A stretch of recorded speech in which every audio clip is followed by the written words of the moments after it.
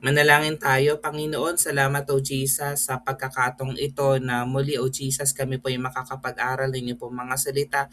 Ang aming panalangin ay patuloy na kumilos sa mga espiritu sa aming kalagitnaan. Maset aside po namin, Panginoon, kung ano man yung mga issues, mga concerns, mga problems sa pinagdadaanan ng bawat isa at patuloy na makapag-focus kami sa pag-aaral ninyo po mga salita.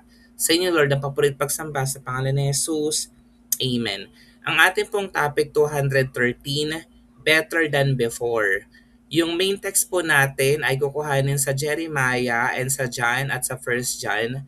At yung ating main supporting verse po ay sa First John chapter 2 verse 14. Basahin ko po yung First John chapter 2 verse 14 sa New Living Translation. Sabi po dito, I have written to you who are God's children because you know the Father. God's word lives in your hearts and you have won your battle with the evil one. Sumusulat ako sa inyo, mga anak, sapagkat kilala ninyo ang Ama.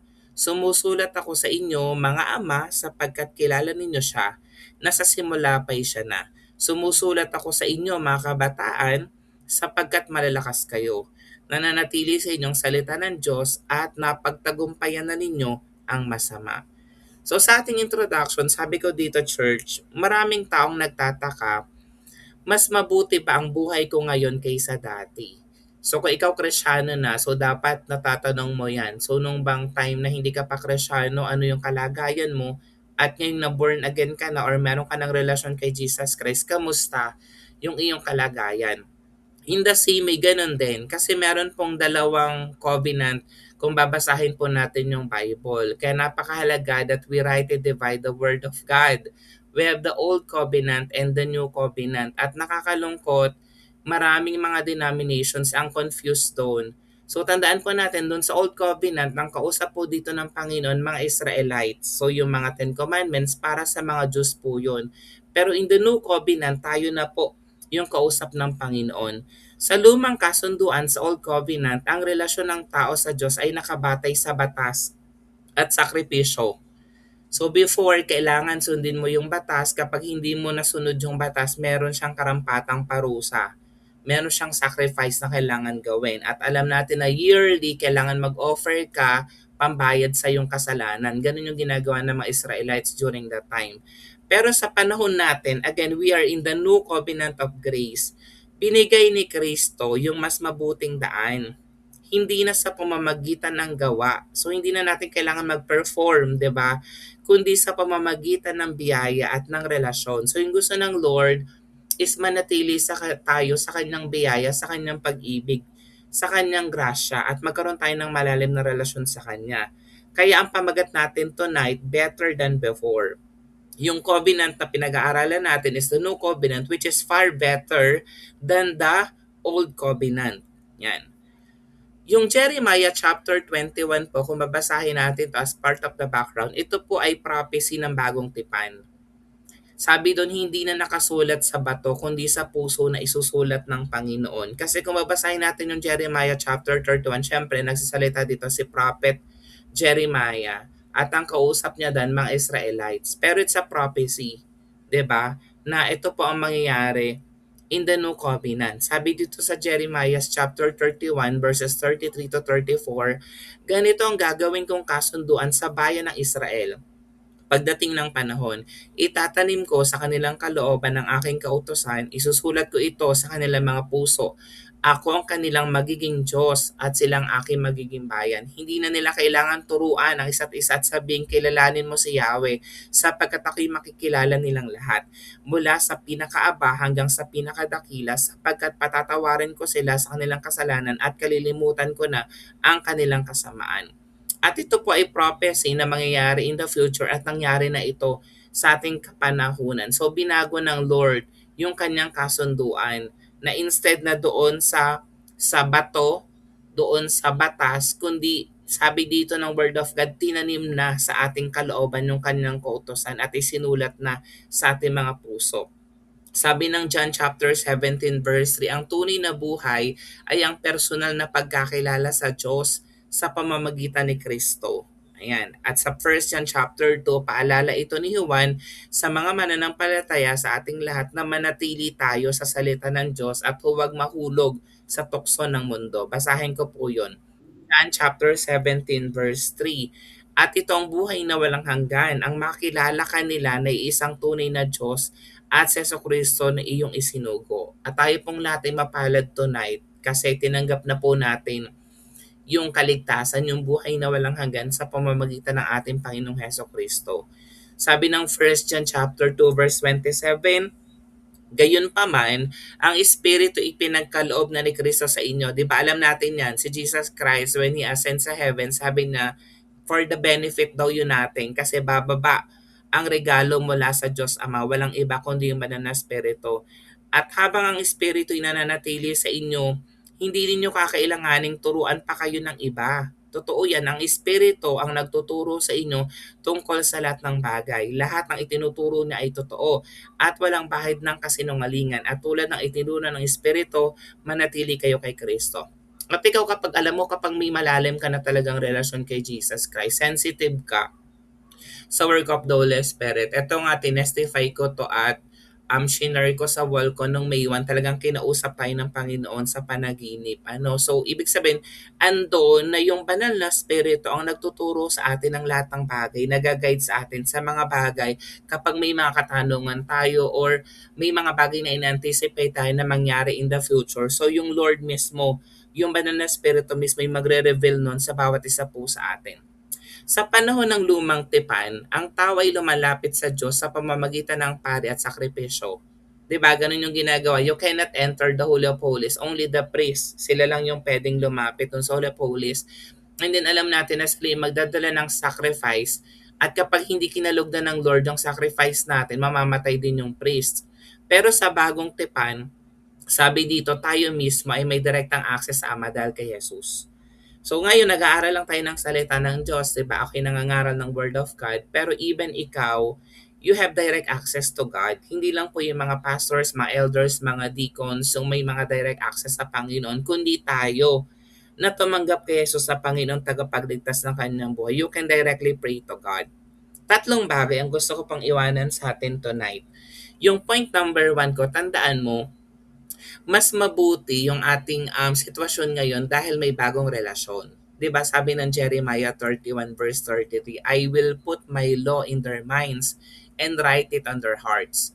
Kasi kung tatanungin naman kita, mahirap talagang sumunod sa kalooban ng Diyos, 'di ba? Pero ang sabi ng Word of God sa Ezekiel chapter 36, one of my favorite verses kasi yun yung mga revelation sa akin ng Lord since no kay ang bagong Kristiyano, 'di ba sabi niya, I will give you a new heart and a new spirit. Siya mismo magbibigay sa atin ng bagong puso, ng bagong spirito. At nangyari na yon, nabigyan na tayo ng bagong puso, ng bagong spirito. Kaya makakasunod tayo sa kalooban ng Diyos.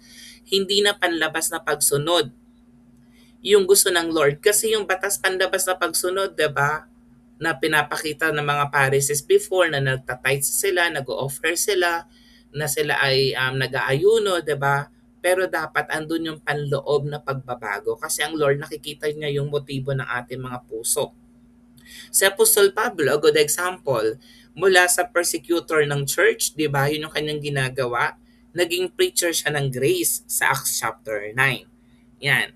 Basahin ko muna yung Jeremiah 31:33. Ganito ang gagawin kong kasunduan sa bayan ng Israel pagdating ng panahon. Itatanim ko sa kanilang kalooban ng aking kautusan. Isusulat ko ito sa kanilang mga puso. Ako ang kanilang magiging Diyos at silang aking magiging bayan. That was in the past. Pero again, it's a prophecy na nangyari na rin sa kapanahonan natin ngayon. So ibig sabihin, natanim na sa ating kalooban yung kanyang kautusan, nasulat na sa ating mga puso. Ang Panginoong Hesus ang ating Diyos at tayo ang kanyang bayan. Yan, sa Gawa, chapter 9, verses 21 to 22, ito yung sa story ni Saul or na naging Pablo, di ba? Nagtaka ang lahat ng nakarinig sa kanya. Sabi nila, hindi ba ito ang dating umuusig doon sa Jerusalem sa mga tumatawag sa pangalan ni Jesus? Tanong nila, hindi ba't naparito nga siya upang sila'y takpin at daling nakagapos sa mga punong pare? Kasi yun yung intention ni Paul, yun yung kanyang instruction sa kanya na dapat niyang gawin. Pero nagbago, di ba? Nangangaral na siya ng salita ng Diyos kasi na-born again siya, na-encounter niya si Jesus Christ sa Damascus. Ngunit lalong naging makapangyarihan ang pangangaral ni Saulo at walang maisagot ang mga hudyong naninirahan sa Damascus sa kanyang pagpapatunay na si Jesu Kristo or si Jesus ang Kristo. Tingnan mo yung word dito, naging makapangyarihan ang pangangaral ni Saulo. Kung titingnan mo kasi, dito sa part na to, hindi pa naman talaga nag-aral ng doctrine ng theology during that time si Saulo, di ba? Pero andun yung power sa pangangaral niya ng salita ng Diyos. Bakit? Because of the Holy Spirit. Andun yung kapangyarihan naman ng Espiritu na sumasa kanya. Pangalawa, mas mabuti ang ating kalagayan dahil may personal na kaalaman sa Diyos. Di ba? Sa John chapter 17 verse 3, eternal life is knowing God and Jesus Christ. Hindi lang religion, kundi relationship. Lagi natin yung sinasabi, hindi tayo maliligtas sa pamamagitan ng religion, kundi sa pamamagitan ng relasyon kay Jesus. John 17 verse 3, at itong buhay na walang hanggan, ang makilala ka nila na isang tunay na Diyos at si Kristo na iyong isinugo. Di ba napakalino ng Bible na makilala natin na ang tunay na Diyos yung ating Panginoong Heso Kristo. Si Maria, na umupo sa paanan ni Jesus sa Luke chapter 10 verse 9. Ano sabi dito? Pinili na yung mas mabuting bahagi kaysa maging abala sa gawa. Alam nyo, totoo yan. Minsan kasi kapag Krisyano na tayo, kapag meron na tayong malalim na relasyon kay Lord, minsan nasa-set aside natin yung mga mahalagang bagay like prayer, quiet time, devotion, diba, Bible study. More on nagmi-minister tayo katulad ng ginagawa ni Martha. So napakahalaga na umupo tayo sa paanan ni Jesus at piliin natin yung mas mabuting bagay, yung makinig ng kanyang salita. Naalala ko nga kinuwento rin ng aming, di ba nag-church planning kami for 3 days. So kinuwento rin ng aming speaker na yun nga, yung mga worship team daw after tumugtog, kulasa na. So instead na andun sila sa first row nakikinig ng salita ng Diyos. So sana tayo ganun, mas inuuna natin, pinapahalaga natin yung Word of God. Sa Lucas chapter 10 verse 9, di ba may kapatid siyang si Maria na naupo sa may paanan ng Panginoon upang makinig sa kanyang itinuturo. Di ba? At alam natin na nangyari dito sa story na ito, siya yung pinuri ng ating Panginoong Kristo kasi mas pinili na yung mainam, yung makinig sa kanyang itinuturo, yung makinig sa kanyang mga salita. So hindi masama na nagagamit tayo ng Lord sa kanyang ministry, pero napakahalaga na mas priority natin yung pakikinig ng kanyang salita, na faithful tayo sa Word of God. Yan. Last point na gusto kong ibigay sa atin tonight, mas mabuti yung ating kalagayan ngayon dahil may kapangyarihan laban sa mundo. And this is very important. Kasi hindi porke na born again ka na, ay wala ka na mga pagsubok, wala ka na mga challenges ng buhay, wala ka ng sakit at karamdaman, nariyan pa rin yan. At minsan, ang devil talaga, the enemy talagang gagawa ng paraan upang malayo ka sa kanyang kalooban, 'di ba? Pero sabi ng 1 John chapter 2 verses 14 to 17, ang salita ng Diyos ay nananatili sa atin, kaya nagtatagumpay tayo laban saan? Laban sa kaaway. Basahin ko, sumusulat ako sa inyo mga anak sapagkat kilala ninyo ang Ama. Sumusulat ako sa inyo mga ama sapagkat kilala ninyo siya na sa simula pa'y siya na. Sumusulat ako sa inyo mga kabataan sapagkat malalakas kayo, nananatili sa inyong salita ng Diyos at napagtagumpayan na ninyo ang masama. Huwag ninyong ibigin ang sanlibutan o ang mga bagay na nasa sanlibutan. Ang umiibig sa sanlibutan ay hindi umiibig sa Ama. Ang lahat ng nasa sanlibutan, ang pagnanasa ng laman, ang pagnanasa ng mga mata, at ang pagmamalaki sa buhay na ito ay hindi nagmumula sa Ama kundi sa sanlibutan.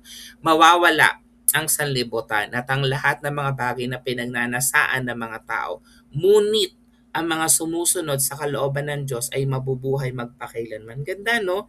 Tayo daw na hindi man perfect, 'di ba, nagkakamali pa yung ating isipan, yung ating emosyon, yung ating ginagawa, yung ating katawan. Pero sumusunod pa rin tayo sa kalooban ng Diyos. Sabi dito, mabubuhay magpakailanman. Ang dating alipin ng kasalanan, tayo po yun, ngayon ay malaya na sa biyaya. Kasi 'di ba, because of the grace of God, alam natin na yung mga kasalanan natin, past, present, and even future sins, pinatawad na ng Panginoon. So ang atin pong stand, ang tingin sa atin ng Panginoon, ng Diyos Ama, we are holy and blameless. Kasi we are already the righteousness of God in Christ. Ang nakikita sa atin ng God the Father ay si Jesus Christ. Kaya kahit na nagkakamali ka, nagkakasala ka, tandaan mo, matuwid ka na sa paningin ng ating Panginoon. Yung mga early Christians, kung titingnan natin, kahit inuusig sila, sila na nanatiling matatag dahil sa salita ng Diyos. 'Di ba? Alam niyo, tindi nga na nangyari sa mga early Christians, 'di ba? Pinapakain sa leon, pinapakain yung kanilang mga anak doon sa mga lobo, 'di ba? Pero ang sakit noon, 'di ba, pinapako sa krus, pero nanatili silang matatag sa kanilang pananampalataya. Ang bagong tipan ng biyaya ay mas mabuti kaysa dati. At salamat na yung mensahe na ating pinapakinggan is the message of grace, the gospel of grace. Naroon na po tayo sa New Covenant of Grace. Hindi na tayo alipin ng batas, kundi tayo po'y anak ng Diyos na mayroong relasyon, merong kaalaman at merong kapangyarihan na nagagaling sa banal na espiritu. Paano ko ito ngayon ma-apply sa buhay ko? Personal, maglaan ka ng oras sa word at prayer. Hindi lang sa gawaing panlabas. Yan. Kung may mga ministry ka nang ginagawa, nasa leadership training ka, tandaan mo, napakahalaga kahit na ikay pastor na or nagsiserve na kay Lord, maglaan ka ng oras sa word and prayer. Hindi lang dun sa ministry na ginagawa mo. Pangalawa, sa family and church. So turuan daw yung mga bata at kabataan na ang tunay na buhay ay relasyon kay Kristo, hindi lang religion. So napakahalaga niyan, no? Na tinuturo natin, hindi lang nagsisettle sa atin na alam natin yung salita ng Diyos, kundi nagiging vessel tayo, nagiging instrument tayo ng Lord to share the gospel, especially dun sa mga hindi pa nananampalataya na part of our family. Sa community natin, ipakita sa iba ng pagbabago'y mula sa puso, hindi sa panlabas na anyo. 'Di ba? So, kailangan nakikita sa ating pagkatao, hindi lang sa panlabas na anyo po natin, yung ating pagiging mga anak ng Panginoong Heso Kristo. Ang challenge po sa atin tonight, kung mas mabuti na tayo ngayon kaysa dati, ipakita natin ito sa pamamagitan ng mas malalim na relasyon kay Kristo at mas matatag na pamumuhay sa kanyang salita. Panginoon, salamat o Jesus that our lives are better than before. Salamat Lord na wala na kami sa ilalim ng kautusan, kundi nasa ilalim kami ng inyo pong biyaya, ng inyo pong pag-ibig, ng inyo pong walang patakarang pagtanggap sa kabila ng aming karumihan, sa kabila ng aming kasalanan, sa kabila ng aming pagiging pasaway, Panginoon, negligence, complacency. Salamat Lord na patuloy nyo kaming minamahal. Hindi ka po nagbabago sa amin, Lord Jesus Christ. Kaya Lord, ang dalangin namin, patuloy na ma-recognize namin ang inyo pong kabutihan sa aming mga buhay, ang inyo pong pagmamahal sa amin, Lord God, at dalangin namin na patuloy kami mag-grow, patuloy kaming lumalim sa aming relasyon sa inyo, Lord God, sa pagkaunawa ng inyo pong biyaya, ng inyo pong pagmamahal sa bawat isa po sa amin, Lord. Sa inyo, Lord Jesus Christ, ang papurit pagsamba sa pangalan ni Jesus. Amen.